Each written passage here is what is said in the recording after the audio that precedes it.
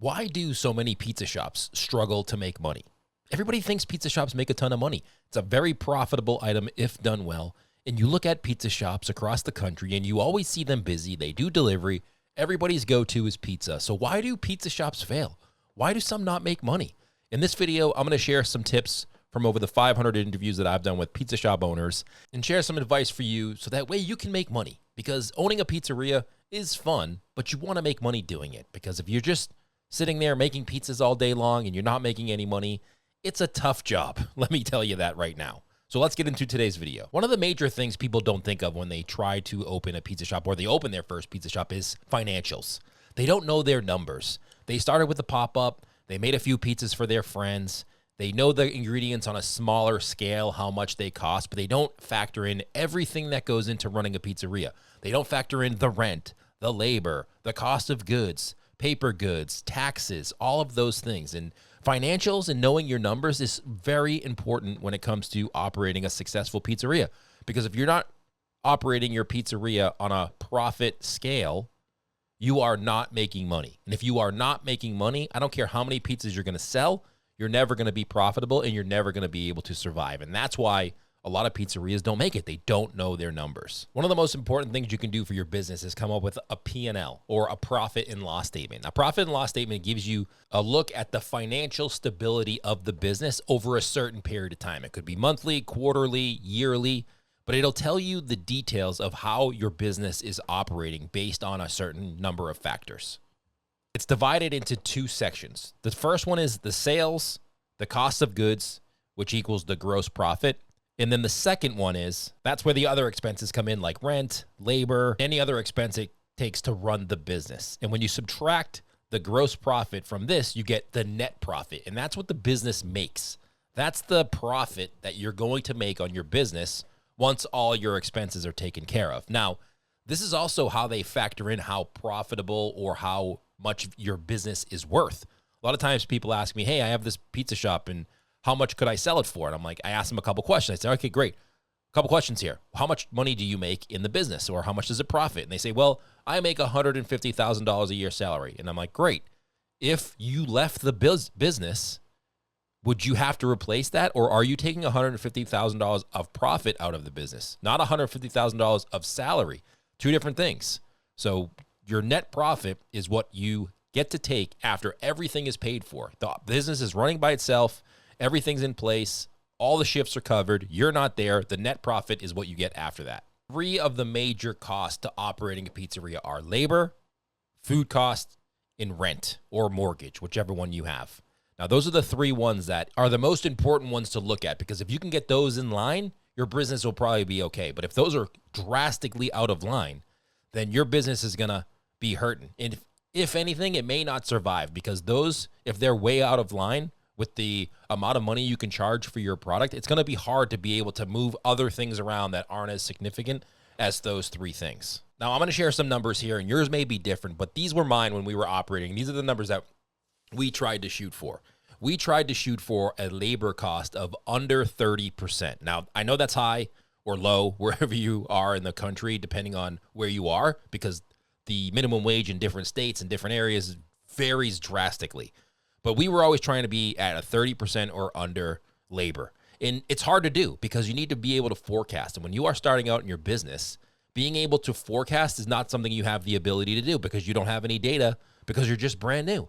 So what you need to do is really calculate how much money and time you have to invest in labor to get things correct. Now, if you're just opening, it's going to take you a few weeks to be able to do that. But after you've been open for a few weeks and you are probably putting a lot of hours in the beginning, you will be able to go back. You won't be able to go back to last year, but you'll be able to go back to the last week, the last month, and so on as you move forward to be able to say, okay, our labor cost was this here, was this here, was this here. How can we cut back and how can we make sure that everything is covered, but we're not wasting money on people just standing around because it's not busy at this particular time. That's really important. So 30% or under was the goal that we had.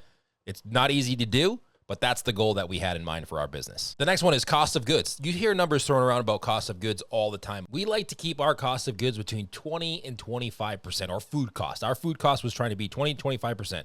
You know, there was some items that was very hard to get under that 25%, and they may be more towards 30%. And then there were some other items that were very profitable, and they were on the lower end, like 15 or 20%. But the overall product itself, the slice, the large pizza, the sandwich, the salad, when we were all said and done with everything that we were doing for food cost, we wanted to keep that between 20 and 25%. That was our sweet spot. And we knew that it was going to fluctuate a little bit, but overall, that was where we wanted our numbers to be, because we knew if we could keep our labor at 30%, our food cost at 20 or 25%, depending on how busy the week is, or how much of one item we're selling that's not as profitable and little of another item that's more profitable, we knew that we would be in that sweet spot of 50 to 55% for our overall gross profit. All right, next thing on the list, rent or mortgage. This is another big factor that comes in. It's probably going to be rent for you in the beginning. And I've seen a lot of pizza shops open up in these co-working spaces where we did a video where one was opening up in a coffee shop. There's been a couple of those where people kind of take this space, and the coffee shop may have too much space, and the pizza shop does like a pop-up version of a pizza shop in that space, and it's way less rent than they would if they were renting out the whole place by themselves. So 10 to 15%, you don't want to be paying more than that. There was somebody messaged me the other day, and they said, oh, my rent, and the rent came out to be like 25 or 35% of what they projected for sales. And I was like, that is way too much money. You are not going to get anything back from that. You are better off starting small on the smaller end of the scale and expanding than you are starting out with too huge of a space, and then you have nothing to do because you can't get customers in the door, or you just can't sell your product for high enough to make it profitable because your rent is too high. Rent will kill you. Well, rent won't kill you, but rent being too high for the type of business that you have, that will kill you because it's going to suffocate your business financials. Today's podcast is also brought to you by Slice, slicelife.com/smart pizza.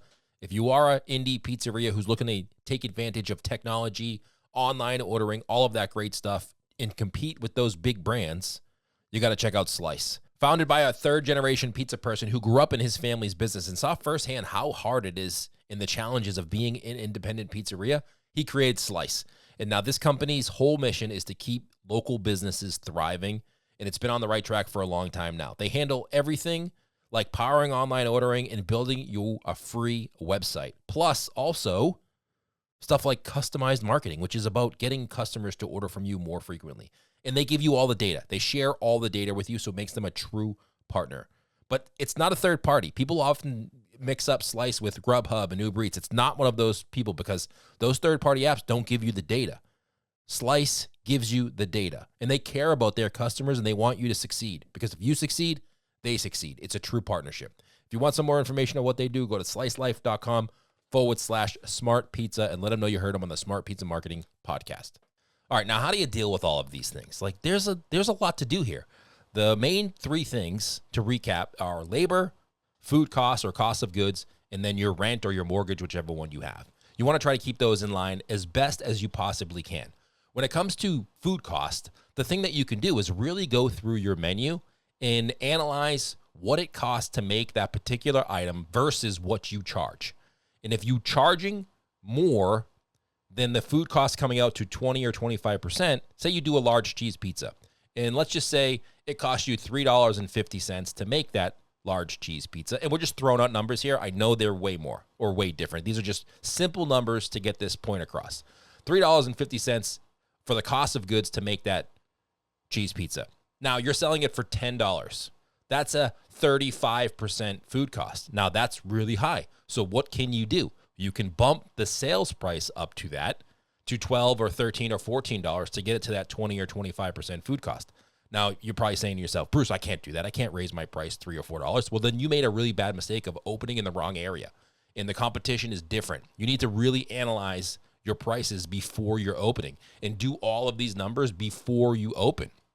Now, if you are crunching the numbers to your business and you're realizing that a lot of your items, and maybe they're not as popular items like a cheese pizza, maybe they're a sandwich or a salad that you have, and you're like, oh man, this is a 30% food cost or a 35% food cost. And you think to yourself, do we really sell enough of these to maintain this level, or can I charge more for this? And if we sell it, great, it's right in line. And then you may come to a decision where you're like, you know what? I don't want to sell this anymore. I can't get this number down. I can't get this profitable. So I'm just not selling it anymore. Those are the decisions you need to make.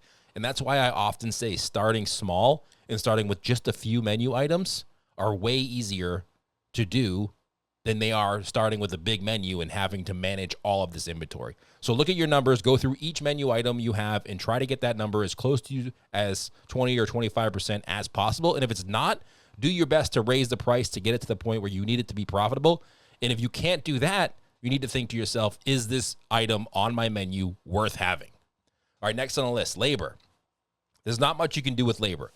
You have to pay people what it takes to get them to work for you. What you need to do then is make it a good place to work, make it a valuable place for people to work, make it a place where people have and can see growth in their future, and you'll be able to keep people longer. The longer you can keep people, the better, because training new people, looking for help, always being on the lookout for new people is the most costly thing you can do when it comes to labor, because you're always having extra people on to train the people who you just hired. You also should have a really good point of sale system that can help you do forecasting. Help you do forecasting with what they think it's going to happen for sales. Look at last year, the weather, any holidays, the last month, the weather, any holidays. Try to see trends where you can look at the projected sales for your pizzeria and then do an estimate on the labor cost that you want to have for that week, and then you can have a simple Excel spreadsheet that tells you what's everybody on the schedule, what are their hours, what's their pay rate,